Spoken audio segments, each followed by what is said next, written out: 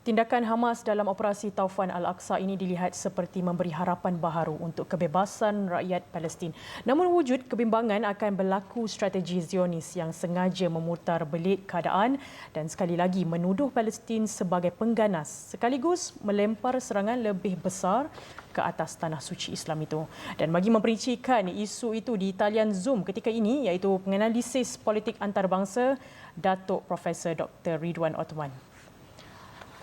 Datuk. Ya, Assalamualaikum warahmatullahi wabarakatuh. Waalaikumsalam. Datuk, pandangan Datuk mengenai serangan Hamas dalam operasi Taufan Al-Aqsa. Adakah terdapat kemungkinan negara-negara Arab berpakat untuk membantu Hamas menyerang Israel sekiranya kerosakan di bumi Palestin semakin teruk? Secara rasmi, saya tidak melihat adanya satu bentuk sokongan yang jelas terhadap perjuangan rakyat Palestin kali ini yang dipelopori oleh Hamas. Tetapi secara tidak rasminya kita mengetahui bahawa Qatar, Iran dan juga Turki merupakan negara yang selama ini menunjukkan sokongan dan simpati kepada perjuangan Hamas dalam menuntut hak mereka untuk mengatasi ataupun menentang keganasan yang dilakukan oleh Israel. Oleh itu kalau kita mengatakan bahawa adanya sokongan terbuka, sebenarnya kita boleh lihat sendiri bahawa apa yang berlaku ini jelas memperlihatkan satu inisiatif Hamas sendiri untuk memperjuangkan hak mereka. Datuk, adakah Netanyahu sengaja membiarkan serangan tersebut menjadi lebih buruk sebagai alasan atau lesen kepada Israel menghapuskan rakyat Palestin?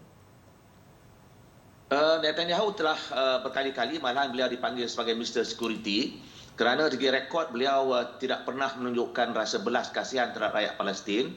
Oleh itu, untuk mengatakan bahawa beliau membiarkan, saya tidak fikir ini ada satu realitinya sebab sebelum ini pun beliau telah melancarkan pelbagai bentuk keganasan.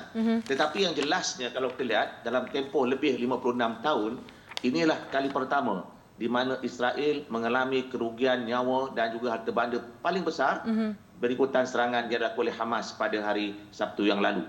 Oleh itu, kita boleh melihat bahawa apa yang berlaku ini jelas melihatkan kegagalan intelijen ataupun persikan Israel, kegagalan pertahanan Israel dan juga kegagalan mereka dalam memahami aspirasi rakyat Palestin.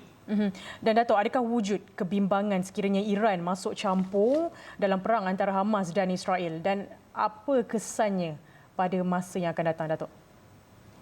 Dari segi rekod kalau kita lihat Iran walaupun dia retoriknya menyokong perjuangan rakyat Palestin, segi realitinya tidaklah sebagaimana yang diharapkan.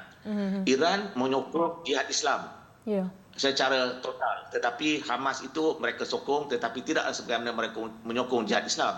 Kerana jihad Islam merupakan kumpulan yang dianggap pro kerajaan Iran, sedangkan Hamas dianggap pro kepada Ikhwan Muslimin. Kalau kita lihat dari sejarahnya, kedua-duanya mempunyai latar belakang, pertentangan, perbezaan dan sebagainya. Tetapi perjuangan yang digerakkan oleh jihad Islam itu memang jelas disokong oleh Iran.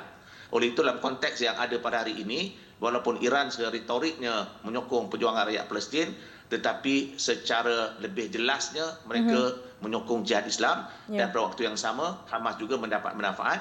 Tetapi sejak daripada berdekat-dekat retorik Iran ini memang sudah diketahui umum, tetapi realitinya tidaklah sebagaimana yang diharapkan.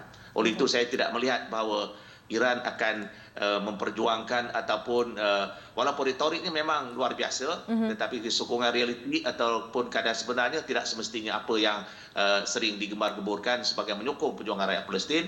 Tetapi sokongan Iran itu merupakan satu yang penting dan kebetulan Israel dan negara Arab memang sering menyalahkan Iran. Oleh itu Iran sering dijadikan sebagai kambing hitam dalam peristiwa ini. Realitinya sejak berdekat-dekat sebenarnya Iran lebih banyak menyokong jihad Islam daripada menyokong perjuangan rakyat Palestin secara khususnya di sini Hamas. Baik. Terima kasih Datuk Profesor Dr. Ridwan Ottoman iaitu penganalisis politik antarabangsa atas ulasan itu tadi. Dan baik, kita akan berehat seketika, sekembali nanti.